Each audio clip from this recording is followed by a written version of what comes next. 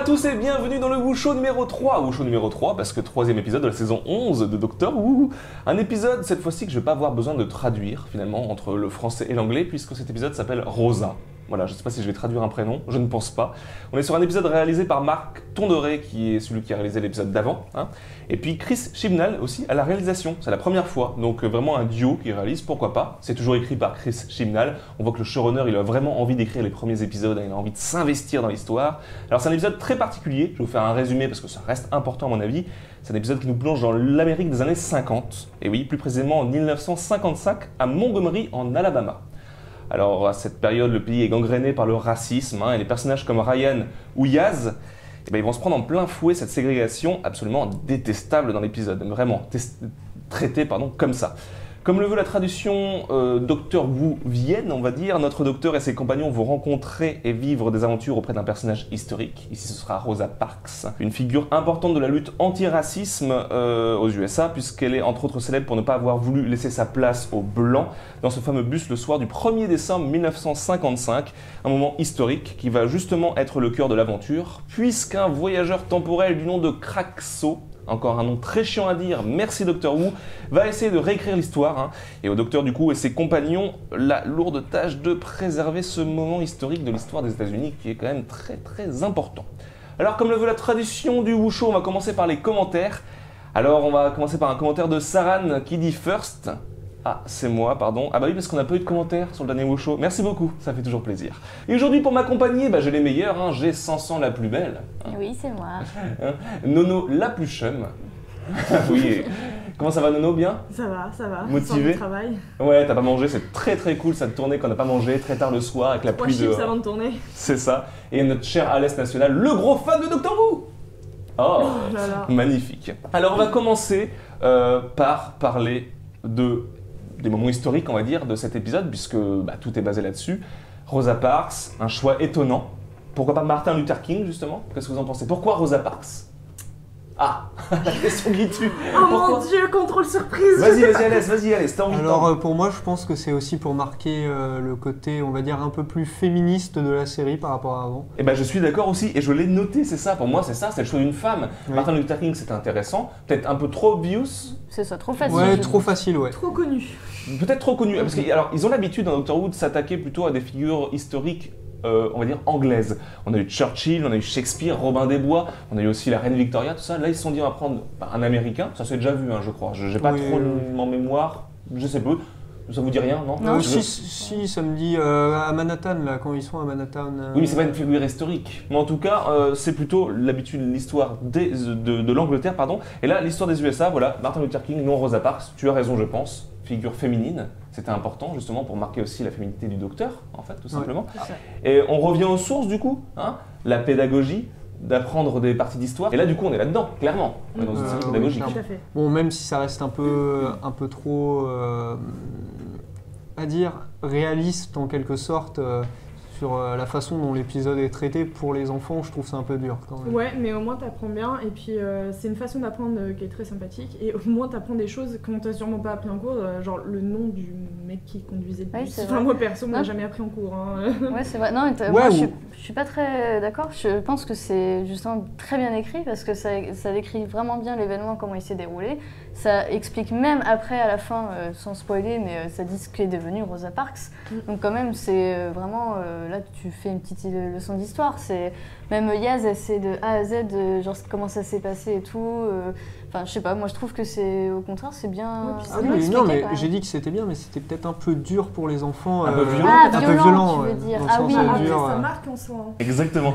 Alors du coup, ce qui est assez intéressant, je trouve, dans le traitement justement par rapport à ce côté historique, on a presque l'impression que le docteur et les compagnons sont très passifs sur l'histoire. En tout cas, sur toute la première partie, ils sont observateurs, ils agissent pas vraiment, ils cherchent à faire en sorte que les choses se passent d'elles-mêmes, que l'histoire se passe, on va dire que la timeline soit respectée, mais ils font pas vraiment d'action mais de plans d'attaque, de plans de comment on va faire. Bah, ils veulent pas influencer en fait le cours de l'histoire avec leurs actes. Ouais. Exactement. Et c'est pas forcément un traitement qu'on a déjà vu, en tout cas de cette manière dans Doctor Who. Ils sont, en tout cas, Tennant était beaucoup plus, parce qu'on la compare beaucoup à Tennant, hein, tout le monde le fait, nous aussi, était quand même vachement plus à dire bon, on va peut-être pas agir, mais oh, allez, on va faire ça quand même. Oui, en fait, Tennant, son truc c'était plus ouais, j'agis, mais en gros, c'est grâce à moi que l'histoire va s'écrire en fait. Exactement. Avec Churchill, sa relation avec. C'est lui avec Churchill. Oui, je crois, oui, tout à fait, il me semble. Ou Matt Smith. Ou c'est Matt Smith. Ah, peut-être Matt Smith. L'un des deux, de toute façon, c'est le docteur dans tous les cas, mais il était vachement intime avec lui et tout, donc il agissait vachement, enfin, il était vachement impliqué que là, effectivement, ils sont plus en mode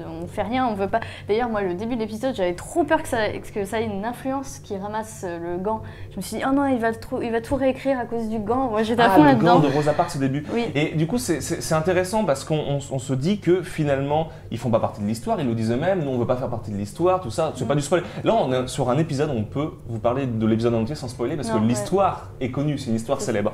Et ils se disent, on va pas faire partie de l'histoire et on se rend compte que finalement, ils vont en faire partie malgré eux et c'est assez intéressant. Donc du coup, on va commencer par parler des personnages et on va parler de Rosa Parks parce que finalement, c'est un peu elle qui donne son nom à l'épisode.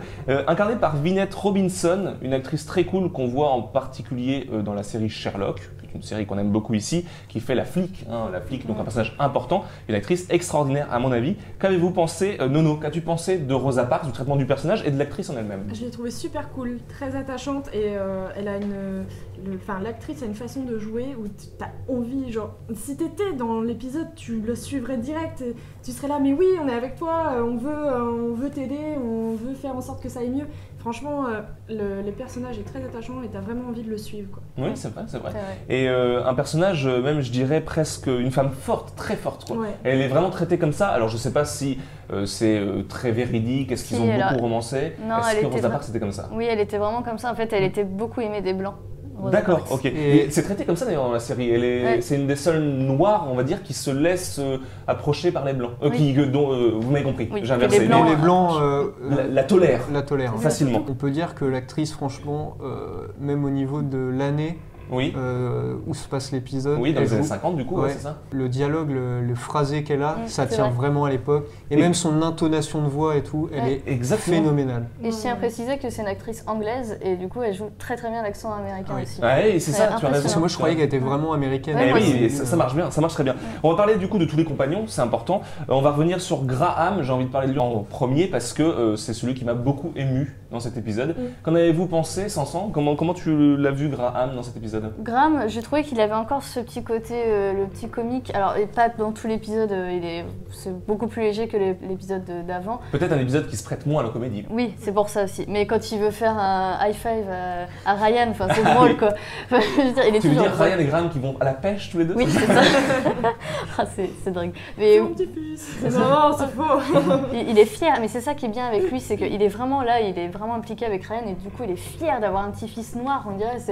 Du coup, dans cette époque-là, bien sûr. Et Ryan qui semble un peu plus accepter Graham, qui le touche même à certains moments. Toujours impulsif, toujours révolté, tout ça. Mais on a une chose en plus sur cet épisode, c'est que finalement, j'ai même envie de dire que l'épisode est presque tourné autour des ressentis de Ryan, même plus que Rosa Parks. C'est vraiment comment un noir de l'Angleterre d'aujourd'hui voit les années 50. C'est presque ça. Et du coup, Ryan, là, beaucoup plus touchant pour le coup. Il voit par rapport à ce que lui disait sa grand-mère, il raconte par rapport à ce que lui disait aussi sa mère, paix à son âme, qui sont des personnes du coup qui l'ont beaucoup influencé, qui lui ont parlé de Rosa Parks. Et c'est vrai qu'on voit que il connaissait pas bien l'histoire justement de Rosa Parks, contrairement à Yaz qui est là. Alors Yaz, c'est l'explosion dans cet épisode. Enfin, on la voit. Je sais que je viens de te donner la parole ce soir, mais je te la redonne parce que je sais que Yaz, tu la kiffes plus que tout, donc vas-y, fais-toi plaisir. Mais là, c'est trop bien parce qu'on voit du coup que Yaz, elle a vachement de caractère déjà. Elle s'impose de ouf et elle se laisse pas faire, elle se laisse pas marcher sur les pieds. Et on voit surtout qu'elle est intelligente et ça c'est cool. Elle est cultivée en fait. Très cultivée. C'est plus cultivée qu'intelligente, on va dire pour l'instant, parce qu'on peut pas, on voit pas trop son intelligence par sa culture, c'est pas la même chose. Mais du coup, oui, elle est cultivée, elle est très scolaire en fait. Elle est à fond, elle sait tout de Rosa Parks, elle a retenu sa leçon de primaire. On va passer à Kraxo, mais avec son nom horrible, Kraxo qui est du coup le méchant, l'ennemi de cet épisode. Alors Kraxo, qu'est-ce qu'il y a de nous? Vas-y. Alors ce mec-là, il m'a trop fait rire parce que la première fois que j'ai vu sa tête, il m'a fait penser à Kenji Girac. Un petit peu. Sa tête, je me dis, ah putain, c'est Kenji. Alors Kenji du coup est devenu nazi, c'est ça? Ah peut-être. Alors parce que c'est clairement le personnage détestable qui pourtant n'est pas traité trop stéréotypé. On s'attend même, on a même envie de penser au début de l'épisode, je sais pas ce que vous en pensez, que finalement il n'est pas là pour être contre finalement Rosa Parks. On se dit même, non, c'est trop facile, il a un blouson de cuir un petit peu et tout, c'est pas un mec qui est contre Rosa Parks, il pense qu'il va abîmer la timeline, mais c'est pas vrai. Et en fait, il s'avère que si. Entièrement raciste, ça on mais peut il le est dire. clairement très raciste, il veut carrément réécrire l'histoire, il veut empêcher que Rosa justement se révolte et il veut empêcher du coup la révolte des Noirs aux États-Unis. Ryan et Yaz, du coup, ce qui est intéressant, c'est leur regard, du coup, comme on l'a dit, sur le racisme pour eux aujourd'hui, la manière dont ils voient l'évolution, en même temps, toutes les choses qu'il y a encore à faire aujourd'hui. Le docteur, c'est intéressant aussi d'en parler parce que le docteur, on s'est rendu compte déjà que c'était Banksy. Elle nous a clairement dit que c'était l'artiste de rue anglais, c'est génial. Ça, je trouve ça très drôle d'avoir intégré de la pop culture, vu qu'ils sont sur un épisode historique en mode 4e mur, ils se permettent de parler de plein de gens, on en parlera juste après, mais la Banksy, on sait que c'est elle Banksy parce que personne ne connaît l'identité de cet artiste. Je trouve ça génial. Ouais, ça m'a beaucoup fait rire. L'histoire du crayon, c'était très très drôle. Ouais. Et du coup, alors très autoritaire, on le redit encore, on va pas le répéter, mais surtout j'ai trouvé dans cet épisode, je sais pas ce que vous en avez pensé, mais très arrogante aussi, surtout avec le policier. Elle le prend de haut, elle a vraiment, on voit qu'elle a un manque de respect pour l'autorité, elle est très passive dans cet épisode, elle ne veut pas, forcément elle va pas dire je ne suis pas raciste et tout, je veux aider les noirs, ça serait ridicule, elle aurait pas sa place ici, elle serait tout de suite remarquée, voire jetée en prison, mais elle a quand même ce ton arrogant. Ouais, c'est vrai. On sait que le docteur de base n'aime pas l'autorité. Exactement. Oui, c'est ça. Mais Elle n'aime pas la là, police. on le voit vraiment dans cet épisode. Surtout dans une époque comme ça, en fait. En fait, je pense qu'elle est tellement dégoûtée de voir autant d'injustices autour d'elle que... Choquée comme nous, peut-être. Ouais. Choquée aussi, ouais. Donc je pense que c'est pour ça qu'elle est un peu... elle se laisse... Enfin, elle se doit de rester sans rien faire parce que sinon, voilà, elle sait les conséquences. Et du coup, je pense que ça va être très dur. C'est très très Et dur. elle se canalise, on va dire. Voilà, c'est c'est ça, ça. c'est presque ça, elle se retient. Elle se retient, ouais. Et C'est elle très- essaie de canaliser les autres, mais Ouais. comme elle peut, quoi. Elle est en Ouais. mode, elle leur dit pas non mais calmez-vous, c'est en mode on se casse. Oui, c'est ça. Elle est Ouais. très fuyarde en fait Ouais. dans cet épisode. Elle a pas trop le choix. On va passer au scénario et à la réal parce qu'il y a des choses à dire quand même si c'est assez simple en soi. Il y a plein de choses à dire. Le scénario très riche, ça c'est facile. Chibnall l'a écrit. Il avait une matière de malade. Ça correspond très bien à Chibnall. Chibnall, il a un truc historique comme ça. Il est heureux comme tout. Ça se voit. Le contexte, finalement, plus important que Rosa Parks en elle-même. On voit que c'est le contexte qui est plus traité. Finalement, Rosa Parks, c'est assez survolé. On ne sait pas grand-chose Oui, c'est d'elle. vrai. C'est plutôt intéressant, pourquoi pas. Peut-être parce qu'il n'y a pas grand-chose à dire non plus sur sa vie à elle, finalement. Beaucoup moins qu'à Martin Luther King, en tout cas. Beaucoup de rêves dans cet épisode. Alors, on a les rêves extérieurs, Steve Jobs, Banksy, on en a parlé, et des rêves à Doctor Who, à la série Doctor Who, à l'univers étendu, c'est génial. On a la ref à Riversong, puisque, je sais plus son nom, mais Kraxo vient de la prison de Stormcage, qui est la prison où était Riversong, ça c'est Ouais. très intéressant. On a une grosse référence à Missy aussi, le maître, le docteur qui dit « Oui, c'est comme disait une de mes amies, ou je sais plus comment elle dit, c'est un voyage temporel pas cher et désagréable ». C'est exactement ce que dit Missy dans l'épisode d'avant, puisqu'elle a comment ça s'appelle Manipulateur. Un manipulateur temporel, non, je sais pas ouais, comment ça ou s'appelle. un- On a des références forcément à Jack Harkness, justement, puisque même si Kraxo est un vrai salaud, il fait forcément penser à Jack Harkness quand on le voit la première fois. Il a son manipulateur de Vortex. Oui, c'est ça, C'est manipulateur de leur Ça C'est m'a venu revenu. tout seul. Et j'ai noté un truc qui m'a assez marqué. Est-ce que c'est fait exprès? L'acteur qui joue Jack Harkness s'appelle John Borman. JB, voilà. L'acteur qui nous joue notre cher Kraxo s'appelle Joshua Bowman. Oh, c'est Excusez-moi, il y a un truc, il est un Presque manipulateur de les mêmes. Vortex. Il Ouais. vient du monde de Riversong, alors que Riversong vient de la même époque que justement Jack Harkness. Ouais. Il y a un truc clairement, on veut nous faire croire que tous les gens de l'époque s'appellent JB, je ne sais pas, mais... Non, mais je pense aussi qu'ils vont peut-être nous faire en mode un épisode comment s'est évadé justement ce mec-là quand Matt Smith est venu délivrer Riversong. C'est possible, Ah, puisqu'effectivement, il a désactivé toute la prison. Effectivement, est-ce que ce serait pas de sa faute? Il y aura un truc de ouf. Et on a une des plus belles références, je trouve, parce qu'on a déjà une référence au début de la saison, pardon. On a une référence à Grace, qui est magnifique, qui a été mon moment presque le plus émouvant. Le moment où il parle de Grace dans la chambre tous ensemble, parce qu'il parle forcément de sa femme qui est noire, puisque Graham est marié à une noire, donc ça le touche d'autant plus, cette histoire de ségrégation. Et la manière dont finalement Ryan ramène une petite touche d'humour, alors que c'est lui-même qui doit être le plus touché, pour justement détendre l'atmosphère. Oui. J'ai trouvé ça très bien écrit. Oui, on, Ah, voit, c'est vrai. on voit le visage se décomposer de Graham au moment où il en parle. C'est là qu'on et se dit tout, que et- cet acteur est extraordinaire. Ouais, c'est très Il joue émouvant. très très bien, on Et, ressent l'émotion. Grace, malgré le fait qu'ils aient fait disparaître le personnage, Oui. et ben finalement, il est encore beaucoup présent parce que Oui, c'est pour vrai. l'instant, dans tous les épisodes, à chaque fois, ils sont en mode si Grace avait été là, elle aurait réagi comme C'est ça. vrai. Si elle, a- C'est tout si autour elle d'elle. était Ouais. là, elle m'aurait dit de faire ça, elle m'aurait dit ça, nanana. Et en fait, on voit, même si le personnage n'est pas là, bah finalement, il suit En fait, quand même les épisodes. Je pense Ouais. que c'est, on va dire, l'intrigue pour que, en quelque sorte, tous les tous les compagnons se réunissent. Ouais, Oui, que c'est vrai qu'ils ont un point commun. Même Yaz, qui fait pas partie de cette famille, a vécu sa mort. Oui, c'est vrai, Donc c'est vrai. elle est Un moment tout traumatisant touchée. avec eux, effectivement. Voilà. Et c'est ça qui va les garder unis en fait, je Ouais. pense. Est-ce que ça sera un twist de fin de saison aussi, peut-être? Est-ce qu'il y aura quelque chose de ça? Ou est-ce qu'ils nous le disséminent tout doucement aussi pour nous montrer qu'ils passent pas à autre chose trop facilement? Ce serait bizarre aussi qu'ils Ouais, passent à autre si, chose trop oui. facilement. Ouais, c'est vrai. probable qu'il nous fasse un twist parce que c'est Doctor Who, mais après. Parce que Doctor Who. Pourquoi? On Parce que verra. le docteur, voilà, exactement. On verra. On en a parlé, c'est la première chose qu'on a dit avant de tourner cet épisode du Who Show. On s'est rencontrés tous ensemble juste avant, on a fumé une clope et on a dit waouh, qu'est-ce que cet épisode était violent aussi. Oui. La violence de la baffe, de la gifle que se mange du coup Ryan dès le début de l'épisode, qui a l'air très véridique et qui est très violente même dans le montage, parce qu'on a ça d'un coup qui arrive avec un cut, comme ça c'est impressionnant. L'étranglement du docteur, qui en plus est incarné par une femme, ça rajoute, je trouve, une dimension très particulière. On voit la haine dans ses yeux, il a envie d'étrangler le docteur, il ne peut pas. C'est très intéressant cette violence. Ouais. Oui, même, on va dire, la violence du chauffeur de bus aussi sur la fin. Sa voix, tu as raison, Ouais. sa voix. Sa voix c'est et un- même. C'est un comédien qui fait des voix. On a vu Oui, ça pour pour des des jeux jeux vidéo, vidéo. pour tout ça. Ouais. Il a une voix très particulière, effectivement. Et même ses mouvements, quoi. On Exactement. voit vraiment, c'est violent. Tout du long, l'épisode est violent dans différentes sortes, de différentes C'est manières. très Quoi. réaliste pour le coup. Oui, oui, c'est ça, un côté véridique, c'est Oui. ça.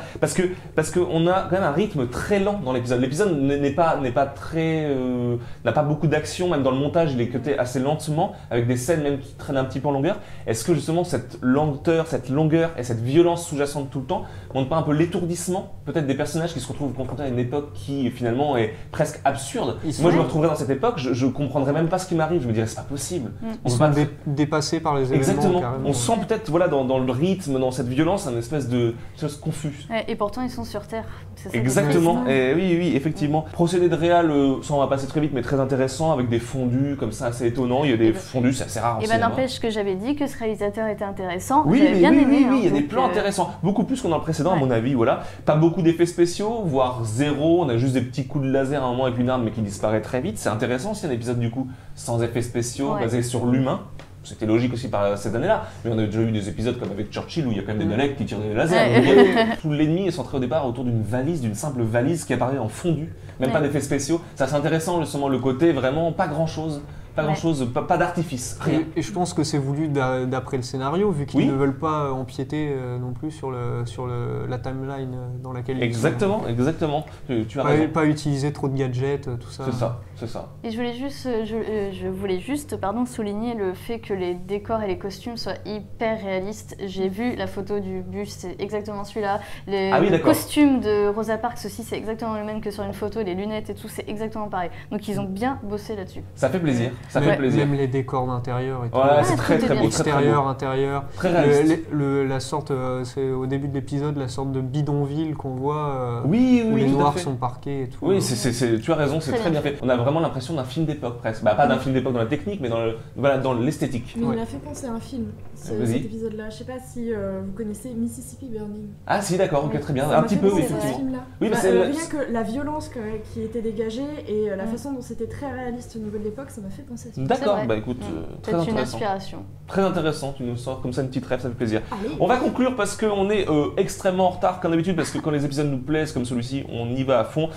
Je vous fais un petit résumé comme d'habitude, un lent, mais c'est un lent. Oh là là, un épisode lent, mais c'est pas une critique, hein, au contraire, c'est très bien. Une vraie équipe entre les compagnons, c'est la première fois que je les vois vraiment tous ensemble. Ils ont tous un œil sur la ségrégation très particulier. Ryan parce qu'il est au cœur de l'histoire, Graham parce qu'il est marié à une femme de couleur, Yaz qui du coup subit le racisme aussi, surtout à son travail, et nous en parle très rapidement, c'est intéressant. On a quelques histoires sur sa backline, on va dire. Le docteur, bah, il est forcément intéressé puisque c'est quelqu'un de très humaniste, donc forcément ça le touche énormément, voilà. Traitement de la violence choquant qui nous a marqué, hein, c'est l'épisode dont on se rappellera pour ça, je pense, pour la baffe dans la gueule à Graham, dans la gueule à Ryan, pardon. Un vrai épisode pédagogique, voilà, vecteur d'un message simple, mais hyper bien écrit. Hein. Pour le coup, c'est très simple, c'est pas maniqué en mode le racisme, c'est mal, mais en même temps, c'est très touchant, vraiment. On a une vraie tension à la fin. On vous laissera vivre cette fin, mais c'est assez intéressant. Très émouvant, notamment grâce au jeu de Jodie Whittaker, qui là, pour le coup, pour moi, signe sa meilleure performance dans n'importe quel épisode, il y en a eu 3, donc voilà. Et Bradley Walsh, qui joue Graham, si vous ne savez pas qui c'est, parce que les noms des acteurs, je les note, mais je sais plus. Hein. Mais Graham, très très émouvant. Beaucoup de refs à Doctor Who, ça nous fait plaisir. Les fans de Doctor Who sont contents. On a plein de trucs qui nous rappellent d'autres épisodes. Un épisode parfait pour Shindal. L'épisode suivant, on sait rien du tout dessus, à part qu'il y a un acteur très cool, mais on sait juste qu'il y aura des araignées. Voilà, ça va être cool, je pense. Un petit mot de la fin, vous avez envie de dire sur cet épisode? Chacun? Allez, tu commences, Nono. Éducatif. Éducatif. Alès? Émouvant. Émouvant, ouais. Magnifique. Magnifique. Pour ma part, ce fut mon épisode préféré pour le moment. Voilà. De même. De même? Oui, Pareil. pareil. Eh ben, vous voyez, il nous a plu cet épisode. Vraiment un épisode du cœur. On vous dit à très bientôt. J'espère que cet épisode vous a plu aussi. J'espère que ce Wusho vous a plu. Vous n'oubliez pas les commentaires pour nous dire vos avis là-dessus. On en parlera dans le prochain Wusho. On vous fait plein de bisous. La caméra est sur vous. Salut!